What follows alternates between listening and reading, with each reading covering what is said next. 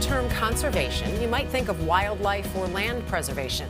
But what about the things that we eat? DeMarco Morgan is here to tell us about how a group of renowned chefs is focusing on responsible ingredients. DeMarco, good morning. Good morning to you. Right now, we rely on just 1% of available crops to fuel our diets, and experts say that could put the future of our food system at risk. Last week, some leaders in the restaurant industry got together at Google offices here in New York, and they wanted to shed light on lesser-known crops, an effort to encourage a more diverse and delicious future.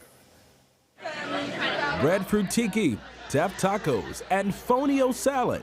The ingredients in these dishes may sound strange, but Eric Oberholzer thinks they could be the next big thing. There was a time that we can remember, maybe 10 or 15 years ago, where nobody knew what quinoa is. Now it's everywhere. Acai was this esoteric berry from the Amazon. Now there are whole concepts called acai bowl. So we believe that we're going to present the next acai and next quinoa tonight, and you'll see in 5 years teff or fonio or breadfruit might be everywhere, and that would be a great success. Oberholzer found success by focusing on sustainability at the restaurant chain Tender Greens. Now he wants his fellow chefs to introduce more diverse ingredients, a way to ensure food security for the future. That's why Oberholzer helped to cook up the Food Forever experience, featuring overlooked fruit, vegetables, and grains. His partner was Marie Haga, the executive director of Crop Trust. Over many years, scientists have secured millions of samples of crop varieties and gene banks. An international organization working to safeguard agriculture. So you two believe that we can end hunger with the crops and the food that we have now? More than 50% of the food we eat come from 4 crops. This makes us extremely vulnerable.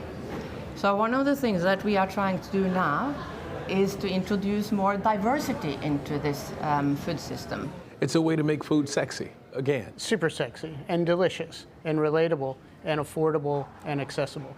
And every one of us has an opportunity 3 times a day to participate in this movement. And part of who and what we are can be also told through the story of our seeds and the plants and the influences of all these ingredients.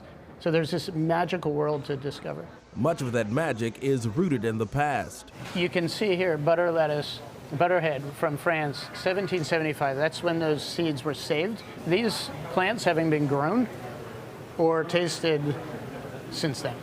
1775. That's right. A hydroponic system fitted with grow lights brought these antique greens into the 21st century. It's all about flavor, and if we can grow them right by our kitchen, then it doesn't have to be transported anywhere. Crop Trust guards about 1 million varieties of seeds in this mountain in Svalbard, Norway. As seen on Sunday morning last year, the Doomsday Vault is the backup for 1,700 seed banks worldwide in the event of some future apocalypse. According to Crop Trust, there are 30,000 edible plant species, but we only eat about 150 of them. Many of those forgotten crops have high nutritional value and are resilient, even in the face of climate change. Like tepary beans, which farmers have grown in the Southwest for centuries and are one of the most drought-tolerant foods in the world. You have something that doesn't suck up so much water, which is an important resource in California.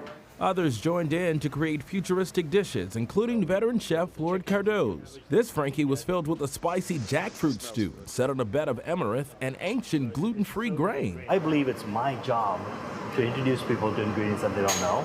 And it's my job to show people that you don't only need to eat, say, beef tenderloin every single day. There are other cuts from the animal. There are other grains besides wheat and rice. I like. Yeah. Chef Umber Ahmad came up with a pudding cake using dates and kernza, a cousin of wheat that is perennial and can prevent erosion. Majority of the population is under the age of 40. The majority of the population is not exposed to places that have arable land and water. So if we can create these crops and we can inspire other people to use them in different ways, that will become a movement and people will get fed. All right, let's try it. I'm ready. This is really good. It's good? Like super duper good. Oh, good. These chefs proved planting the seeds for a more sustainable future can be delicious. My mission was to bring good food to everybody. And now it's really that everybody, it's not just the 99% in Los Angeles or New York, but that's everybody on the planet. Through crowdsourcing, through influence, through inspiration, through this movement, we can inspire other like-minded chefs and their farmers and their audience, their diners, to participate in a way that makes sense to them. And like that, we can truly bring good food to everybody on the planet. And if we do that while taking care of the planet, we've done something amazing. And that gets me out of bed every morning.